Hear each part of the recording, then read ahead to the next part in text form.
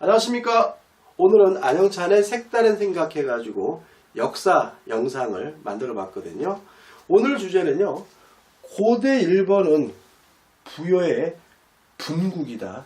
분국, 본국이 아니라 뭐죠? 분국입니다. 이게 무슨 말이냐면, 부여는 해외에다가 나라를 만들어요. 그 해외에다 만든 분국 중에 하나가 뭐죠? 고대 일본이다. 이런 얘기거든요. 제가 저번 영상 때는 청나라를 개국한 누르하치가 신라 사람이다라는 말씀을 드렸고요. 그 다음에 삼국시대는 세 개 나라, 삼국시대가 아니라 최대 뭐죠? 5국시대, 6국시대가 돼야 된다. 그러면서 제가 부여 얘기를 하면서 계속해서 말갈족, 여진족, 만주족 얘기를 하고 있는데 그것과 매개상통하여 있는 건데, 자, 부여 사람들이요, 고대 부여가 아주 이상한 행동을 하게 됩니다. 그것 때문에 고대 중국 역사서나 또는 뭐 일본 역사서나 이런 거 보면은 굉장히 내용이 혼란스러워요. 왜 그러냐면 이분들이 그 만주 지역의 북쪽에만 계셨던 것이 아니라 남쪽으로 내려와 가지고 백제라는 나라를 만들고요. 또 그거로 끝난 게 아니라 또 일본까지 건너가 가지고 고대 일본을 통일하는 정권을 만들게 되거든요. 그러다 보니까 이게 역사들이 굉장히 좀 복잡하고 이렇게 되는데, 다시 말하면 고대 일본은요, 부여가 만든 여러 개의 분국 중에 하나다, 이런 얘기입니다. 이거는 제 개인적인 얘기가 아니라 많은 학술적인 연구가 이루어진 분야이기 때문에, 물론 반론은 여전히 있겠지만 제가 허황된 말씀을 드리는 건 아닙니다. 다 문헌 자료가 있는 것들이거든요. 자, 일본 최초로 일본을 통일한 정부가 뭐냐면 야마토 왕국이에요. 한자로 쓰면 대화 해가지고 대화정부 이러는데, 요 야마토 왕국의 시조는 누구냐면 오우진 천황이라는 사람입니다. 천황이란 말에 좀 저는 굉장히 거부감이 있지만 그래도 걔네 표현을 그냥 그대로 쓸게요. 근데 이 오우진 천황이 특이하게도 진씨예요, 진씨. 근데 이게 어디 나오냐면 신천성 시록이라는 얘네들의 족보가 있는데, 족보에 오우진 천황계는 뭐죠? 진씨다. 이게 무슨 말이냐면 요 야마토 정부를 만든 오우진 천황이라는 사람의 성씨가 뭐죠? 진씨고, 그 후대 왕들도 다 뭐라고요? 진씨다. 이런 식으로 나와 있고요. 또 여기 뭐 적어놓지는 않았지만 이들이 뭐죠? 백제계다, 부여계다, 이런 표현도 등장하고 있습니다. 왜 이 사람들이 진씨면 백제계고 부여계냐면, 자, 이런 문제입니다. 자, 백제 때 근초 고왕 때 어떤 일이 벌어지냐면, 백제 왕들은 부여씨예요. 왜 그런 거죠? 부여에서 오신 분들이니까. 여러분들 그런 거 느끼시나요?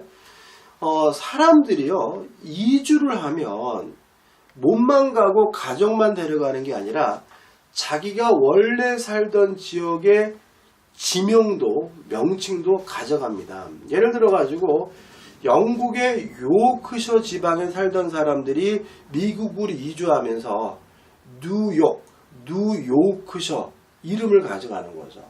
영국의 햄프셔에 있던 사람들이 미국으로 가면서 햄프셔라는 이름을 가져가서 뭐죠? 뉴햄프셔 이렇게 되고, 왜 뉴질랜드는 뉴질랜드인지 아세요, 여러분들? 네덜란드에 질랜드라는 지방이 있어요. 다시 말하면 네덜란드의 질랜드 지방에 살던 사람들이 뉴질랜드로 이주를 하면서 자기 지명인 질랜드를 가져와 가지고 여기는 뭐죠? 뉴질랜드다, 이런 말을 쓰는 거거든요. 그래서 여러분 알다시피 일본에는 백제라는 지명이 있는 곳이 있어요. 왜요? 백제 사람들이 일본으로 이주하면서 그 이름을 가져온 거거든요. 부여도요, 지금도 부여가 있죠. 왜냐하면 부여 사람들이 백제 지역으로 이주를 하면서 그냥 몸만 온 게 아니라 뭣도 가져왔어요? 이름도 가져온 거죠. 지명도 가져오고, 거기다가 또 자기 성을 뭐죠? 부여씨라고 하게 되는 거죠, 왕들은. 근데 이 부여씨, 부여 사람들은 이 왕들이 와이프, 왕비들을 뭐라고 고정하냐면 진씨로 고정합니다. 그래서 근초고왕의 직계 후손들은 왕비를 어디서 맞이하자면 진지에서만 맞이하거든요. 다시 말하면 아까 말한 야마토 정권을 성립한 그 진시 집안인 거죠. 그래서 어떻게 되냐면은 이렇게 되는 겁니다.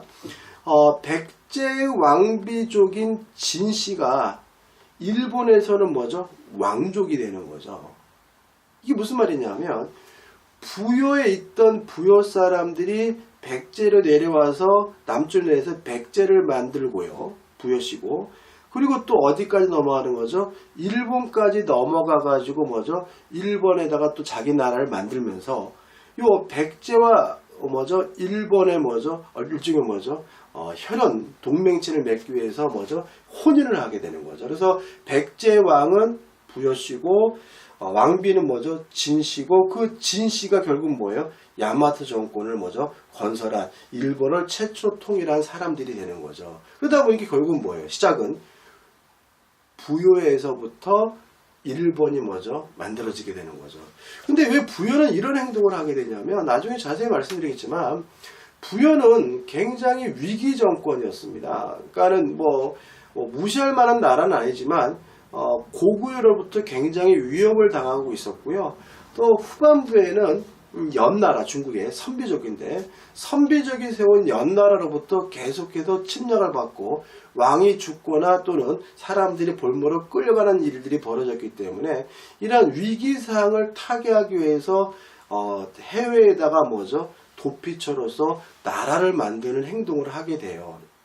그러다 보니까 뭐죠? 백제도 만들고 또 중국 쪽에도 또 부여가 또 있습니다. 그러다 보니까 이 중국 역사서를 보면 백제라는 명칭하고 부여라는 명칭이 대단히 뭐죠? 혼재해서 쓰여 있거든요. 아무튼 이런 결과는 뭐죠? 부여 사람들이 어디까지 가세요? 일본까지 가서 일본을 통일하고 뭐죠? 야마토 정권을 만든 거죠. 따라서 결론적으로 말씀드리면 4세기경에 이 부여계 사람들이 어디까지 갑니까? 일본까지 건너가서요. 야마토 왕국을 건설하게 되는 거죠. 따라서 결국은 고대 일본은 부여의 뭐죠? 분국인 것이고 그러다 보니까 백제와 뭐죠? 밀접한 관련이 있는 거예요. 근데 우리가 좀 조심할 것은 뭐냐면 자꾸 백제가 일본을 건설했다 그러다 보니까 일본이 백제의 속국이어야 되는데 역사적으로는 꼭 그것만도 아니거든요. 왜 그러냐면 위에 뭐가 있었던 거죠? 부여가 있었고 백제와 일본이 뭐죠? 이 삼각구도로서 형성되어 있었기 때문에 약간 이게 이걸 이해하지 않으면 백제와 일본 관계를 좀 이해하기가 좀 어려워지게 됩니다.